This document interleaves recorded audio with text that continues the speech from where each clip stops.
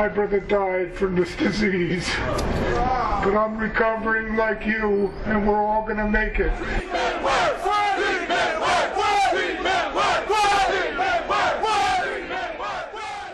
We are tired of burying people. We should be treating people.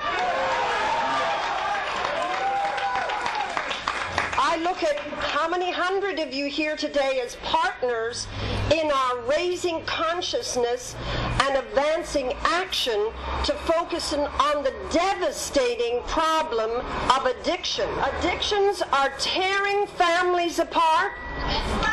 They are disrupting the workplace and undermining attendance and productivity. Addiction is endangering and terrorizing our children. Every one of us needs to be an activist in getting treatment for the people that need help because of the addiction crisis. And my teenage son got very involved in drugs and brought the family to a crisis, and I started seeking real answers and solutions. The primary event for today starts at 1 o'clock, and that's the State House rally. We have dignitaries that will be there. I know the governor's office has been invited.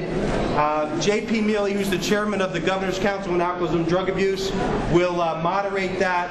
We'll have some senators, some assembly representatives there. So when we're at the State House steps and collectively we've come together, we have some signs. At that point, let's not be afraid to make ourselves not only seen but heard. Education is the key. No one's really talking about prevention, treatment, or addiction. There should be way more treatment than there is. In treatment, you get education, job skills, you get, real concern from your peers and staff, and in jail you don't get any of that. And now one of the big problems is that half the people of the adults and more of the adolescents can't get treatment. I came out today to support the people because I'm a recovering addict myself. And I just want to give back. This thing right here today is really important. Besides being a recovering person, I'm a mother, I'm a wife, I'm a small business owner, and I am passionate about recovery because I've been given a second shot at life. People in recovery like me have to come out of the shadows and stop being ashamed and talk about their recovery and learn how to do that appropriately that's comfortable for them, and talk about their recovery so that the public doesn't just see the horrible face of the addicted, but they begin to see the face of people in recovery who are doing well. Got married, had a son, got a job, pays taxes, owns a house, and is now the county executive of Mercer County. I'm in recovery, and I'm proud to be in recovery. We have to keep coming back and getting after these legislators, and I may be doing it in the halls of Congress in Washington, D.C., and you guys are here doing it in Trenton, and we are doing it across the country. There is a growing movement of recovering people who are out there saying, hey, we are in recovery, and we are going to fight for our rights in this country. In my work in advocacy, that's been my greatest frustration is how do you motivate, how do you engage people? I've never had to be convinced that there are decision makers making decisions that affect citizens in New Jersey, and that as a citizen I have a right to engage those decision makers and inform them of how I believe those decisions should go. Some constituents believe that somehow it's difficult to get in touch with us. My home phone number is listed in the phone book. My office is right on a major road in my hometown across from the local diner. We're here in Trenton. We are very receptive. I think all of my colleagues in the legislature would love to hear from our constituents, would love to see our constituents come down here to the State House, visit with us in our district. The leaders were encouraging us to talk to the legislators. It's a bit intimidating at first. There are these people here who have been elected. He was very warm. He was very personable. I think continuing the dialogue with the legislator is important.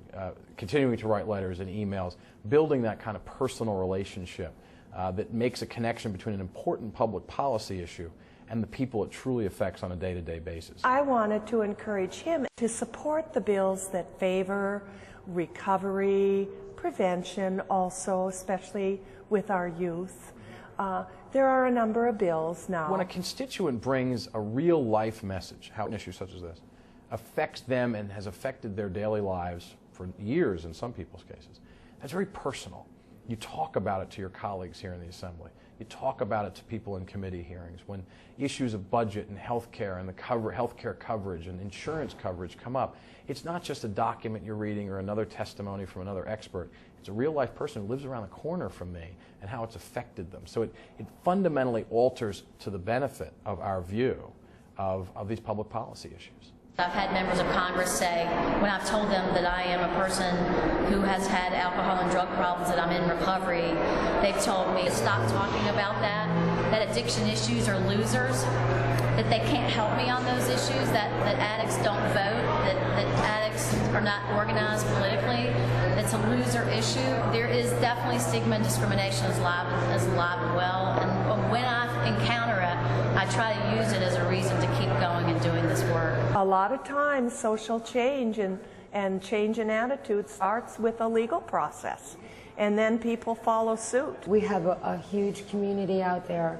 of people in a holistic sense, that right down from the person that's in this addiction to the family unit.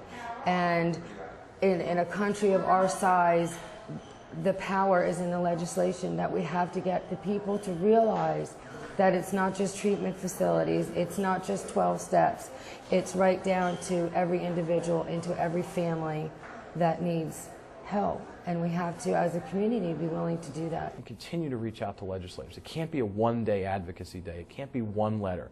Not only write your legislators, but also write each other, communicate with each other, because one person is effective, 100 people are even more effective. 100 constituents of mine on any given topic talking to me gives me real-life stories. Advocacy Day needs to be advocacy year after year after year. Contact your legislators, your assemblymen, your senators. Recovery is the key! Recovery is the key! I want to make sure that you keep persevering, that you keep coming back, because you know what? This isn't easy work. This is not easy work. Those of you who have been in to see your legislators, my hats go off to you. Keep up the good work, keep up the fight, and keep coming back. Thank you.